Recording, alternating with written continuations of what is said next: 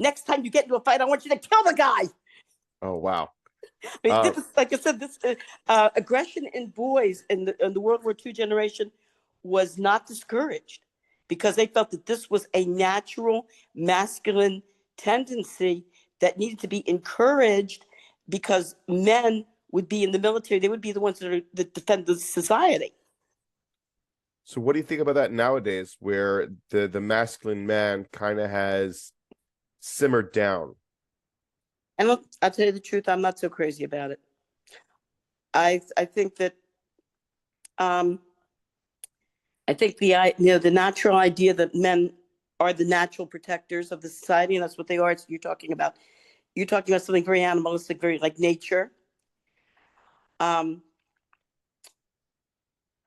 think there are many situations where, unfortunately, as much as we would not like to get physical, sometimes the only answer is to get physical. For example, like bullies, for example.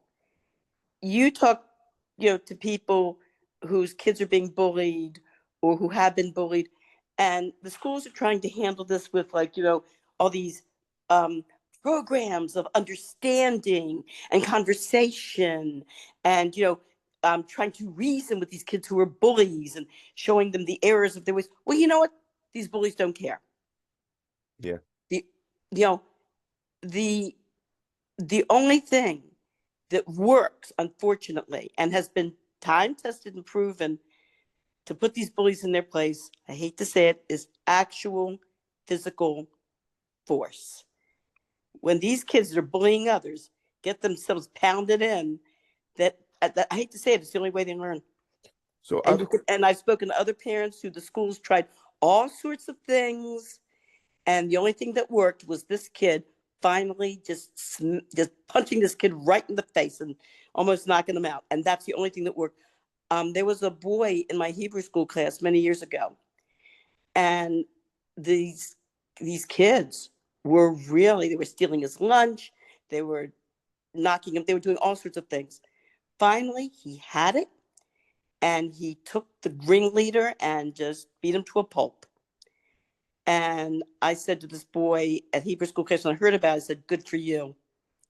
I said, and so the mother called me and said, "Don't you think there would have been a more peaceful way to solve this?" I said, "Look, your son gave this kid and his gang a very clear message, and they are not going to bother him anymore."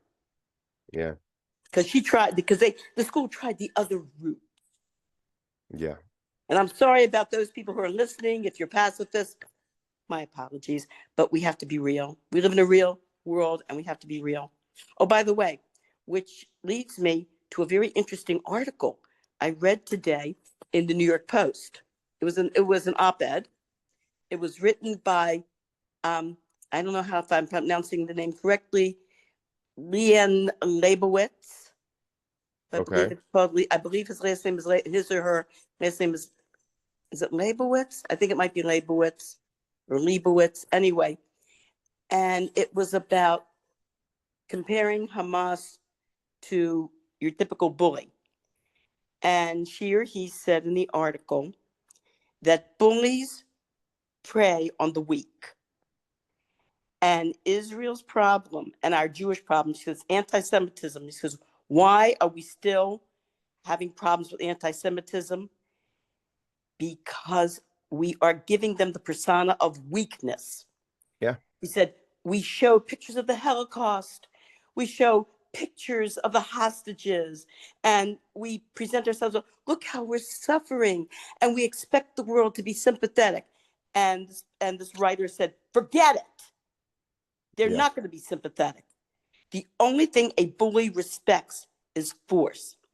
And the writer gave several examples of how a few weeks ago, Trump said by Shabbos, 12 o'clock, if there's hostages, every single hostage is not returned, because there's going to be hell to pay.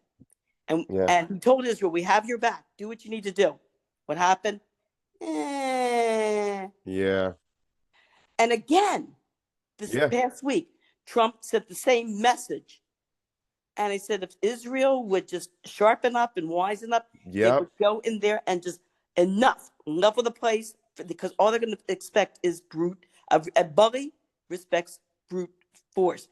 And some of the examples that the writer gave of how, as we as individuals, as Jews, can deliver this message of strength. She says, first of all, she said, have a lot of Jewish kids, have as many kids as you can.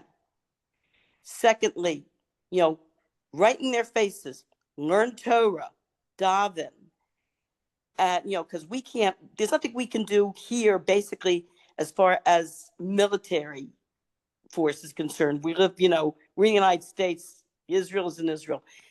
But that, to walk around proudly as Jews and to live very, very, very, very physically, very openly as Jews, this will show power, that we're not afraid, we're not intimidated. Yeah. It's the frustrating. I don't want to get too far into the Middle East because it's just a clusterfuck of bullshit, to be honest. And the frustration thing I have is that there is a lot of pacifism and a lot of issues where, if we didn't give back Gush Katif, this whole thing never would have happened in the first place. And it's all these whatever. I can't go on too hard because I'm gonna go into a rant, and I'd rather not, because I remember when they did that. Yeah. I remember how, in fact, the head of the IDF at the time actually resigned.